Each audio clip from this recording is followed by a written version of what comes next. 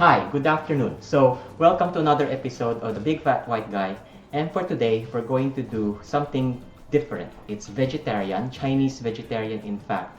A classmate of mine by the name of Everson Gotian, hi Everson, actually asked me if I know how to make what is known as Mi-Chiya. Mi-Chiya in Hokkien is actually gluten. It's based on wheat.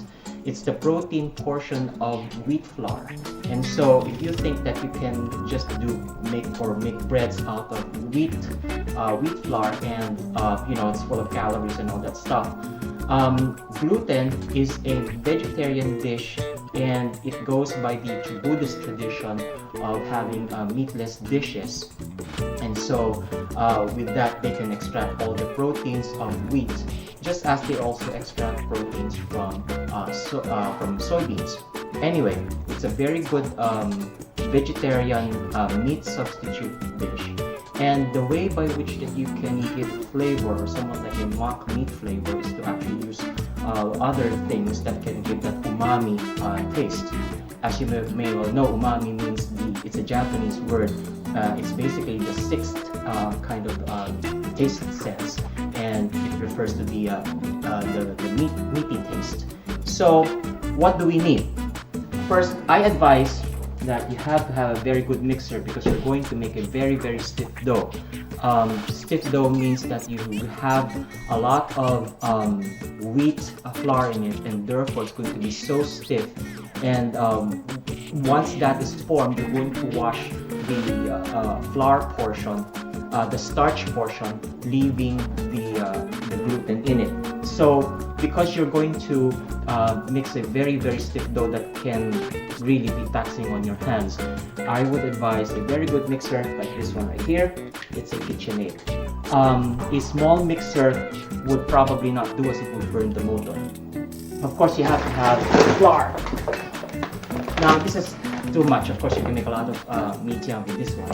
But then, my proportion is something like for every cup of water, you put 1/4 cup of soy sauce, and you use probably 2.5 to 3 cups of flour. I mentioned soy sauce because soy sauce is actually what gives that brownish color and the umami flavor. So you basically have a mock kind of meat, M-O-C-K, mock. So soy sauce, and of course water. For today's recipe, we're going to demonstrate my usual it's a half recipe of what I usually do. So I'm going to use 1 cup of water, 1/4 cup of soy sauce, and 3 cups, 2.5 to 3 cups of flour, making a stiff dough. Okay, so I'll demonstrate it to you next. What we have here is the mixture of water and soy sauce. Again, I've used 1 cup of water plus 1/4 cup of soy sauce. Now, in this mixture, you're going to add your flour. Now, this is 2.5 cups of flour to begin. And then, with your dough hook, this is your dough hook, you're going to use your mixer. Be sure you lock, and then you put it in a low speed. Now we're going to leave this for now because this is going to mix and then knead. And then what you will arrive at is a very stiff dough. Shiny, very resilient type of dough. So probably we'll give this a few minutes to mix and knead.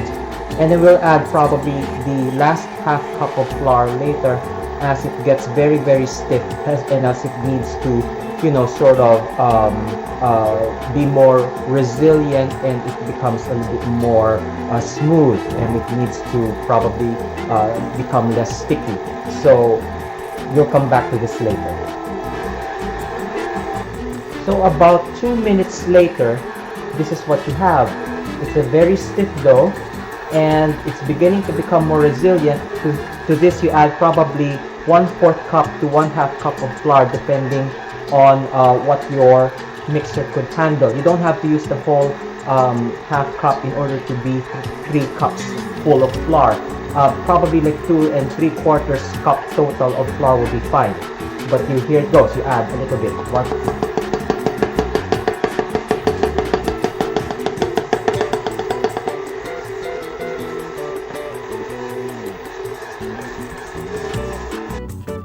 So after beating for about 8 more minutes, and sometimes I even speed it up a little bit just so that it can be given a bit more kneading. You see, the kneading action releases the glutens, and that is what you need in making gluten or Mi-Chiya. So what we have here is a very stiff dough, and in fact it's so stiff it's even dry, but not flour dry, but more of a stiff, very somewhat like discrete pellets, but you know, it's very resilient. As you can see, this is the kind of consistency that you want. Now once you've already have a dough such as this, you're ready to wash it. Now there's a technique in how to wash these things so that you don't have to use a lot of water, and I'll show you in the next segment. So over here at the kitchen sink, we have a setup. This is a colander, and here we have a bowl. Now as you can see, the colander could sit on top of the bowl. We're going to fill this with water, probably up to the level somewhere right here where the colander sits, but there's water that is probably like half an inch, probably like an inch or so just below the very edge of the colander. See, like that. Now you're going to repeat this several times, but I advise, of course, getting a small piece of your prepared dough, and then you wash. Now you have to knead using your hands. Okay, a kneading action like so, and what this does is that it now releases all the starch, but going to leave the gluten within the colander. And now the thing is, this will also depend on the quality of the flour. What I advise, the kind of flour that you should use is bread flour, because bread flour is high in gluten. In fact, gluten is what you need in order to make bread really rise and become light, because the resiliency of the dough, all the gases that are produced by your fermenting yeast will be captured by the dough and it will rise. So therefore you need to have high gluten in making bread. So the best flour in order to make Mi-Chiya or this thing, you know, gluten, of course, is the high gluten kind of flour. Now as you can see, as the water gets white beneath, you can see all the remaining resilient mass. So this is still full of starch, but you know, with constant kneading it becomes smaller, leaving only the protein portion behind. Now this is what you need. This is actually what you're saving. That's the gluten. You're going to do this several times with changes of water. Now as I drain it out, if you handle the water, the white water underneath, okay, you'll feel something underneath. It's actually the starch, somewhat like similar to cornstarch dissolved in water. You throw this away, okay, and then you start anew.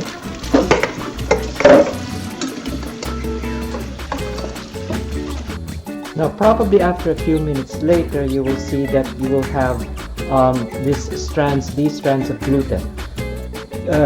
Don't be alarmed, because what you will do is that you will lift it up, and you know, you just do this action without the water, and then it begins to dehydrate. As it dehydrates, the gluten will merge and will become one big mass. Okay, you save this. So as you can see, a big hunk of flour, wheat flour dough like that will give only this much gluten. Gluten is probably like 30% of the whole dough. But again, you know, this is what you want. And as you can see, the starch is with the water. And once I throw, you see at the very edge of it, you know, is actually the starch. So that's what you throw away. Anyway, you do this several times with the remaining dough. See how patient you should be. and you will arrive with all the gluten, and I will teach you what you can do with this thing later on. So I'll be back.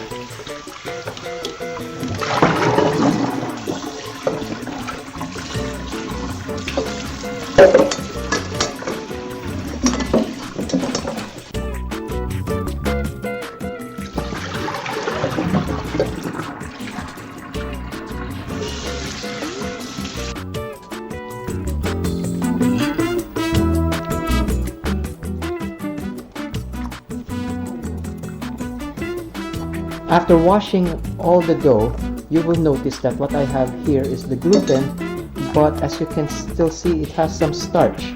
Now you may want to have all the glutens together, okay? And as you can see, it's still soft, but as it gets dehydrated, this will form into one mass, and probably give it another washing. But this time it's more gluten, less starch.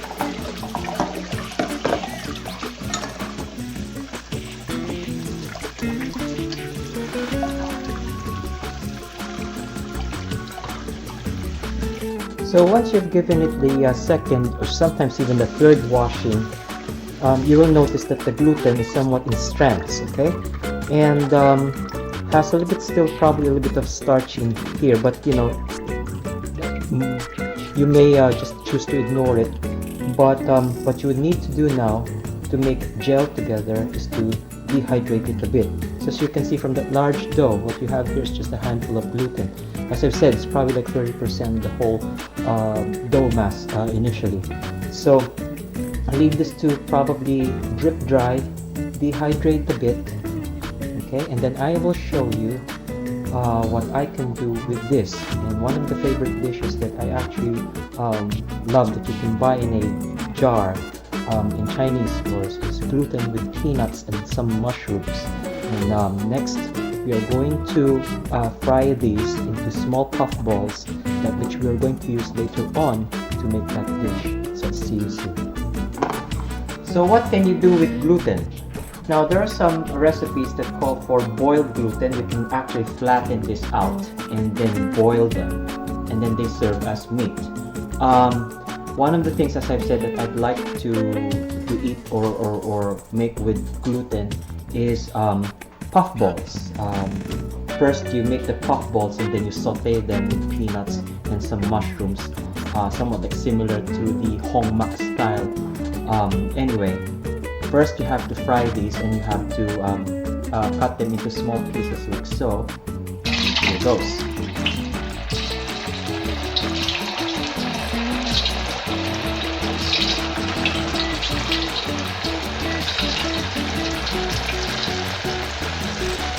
Now they sometimes would stick together, so be sure you kind of like stir them a little bit so that you can separate them, you know, the balls, and they would fry discreetly, something like frying meatballs. So they would expand and they would float on top of your oil, and once they're a little bit brown, you can remove them and then save them. You do this for the rest of the gluten until you have all these gluten balls. Okay. So the next step here is trying to do something with your cooked gluten. And as I've said, this is one of my favorite dishes, and the ingredients are as follows. So you have your gluten puff balls right here. You also have some mushrooms, and these are two kinds. This is dried shitake mushrooms, which I rehydrated and then sliced, and then this is your so-called tengan ng daga, or wood fungus. Actually, that's how we call it in Chinese. This one right here are lotus blossoms, again rehydrated. I have some garlic, peanuts, the peanuts with the skin on, some soy sauce right here, brown sugar. I have some brown sugar, and some rice wine. If you don't have any rice wine, dry vermouth would also do. Okay. So first, saute your garlic and then also your sugar to caramelize.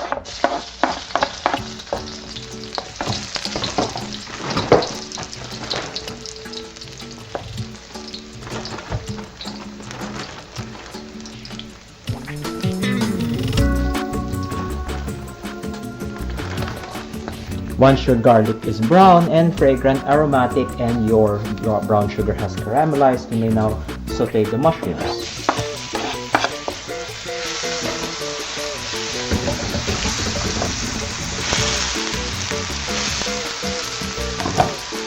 And add to that the peanuts as well. And the reason for that is peanuts are kind of like tough to cook.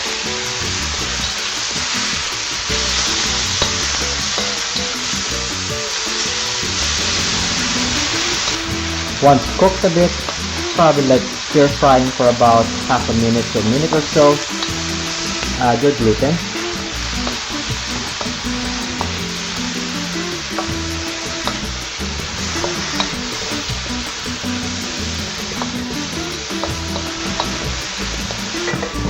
Some rice wine, or in this case vermouth.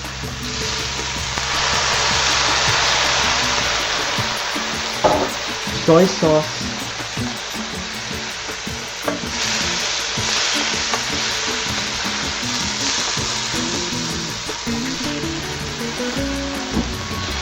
And some water to cover.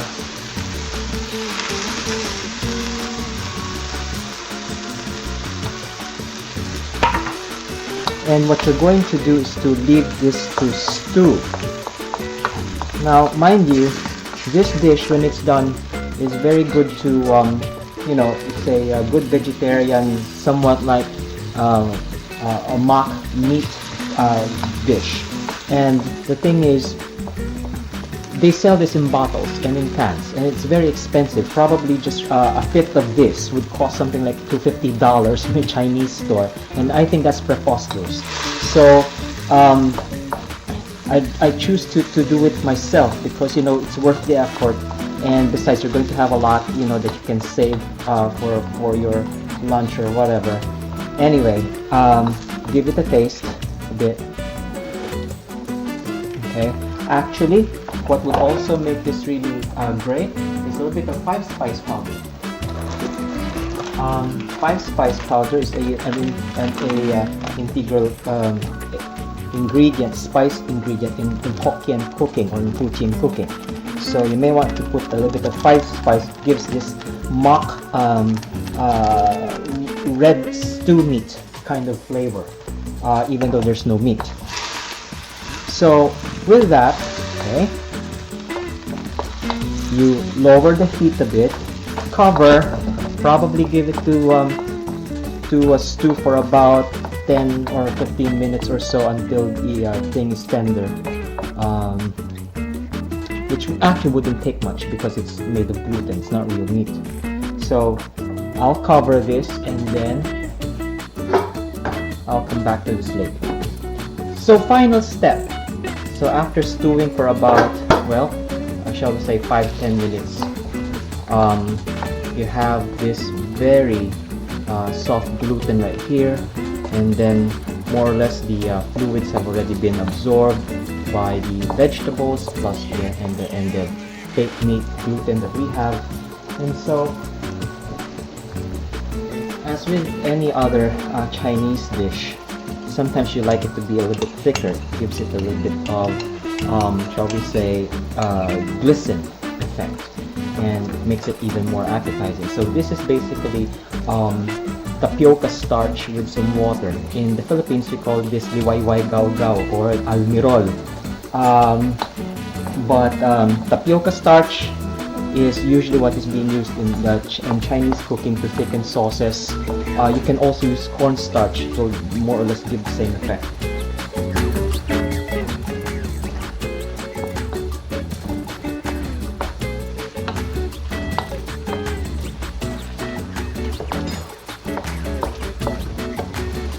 You can now turn this off.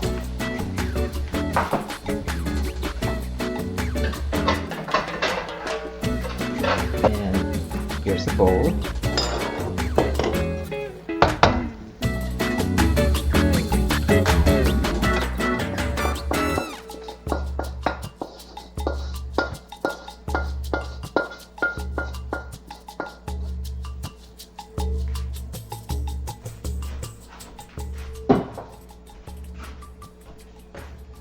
And there you have it.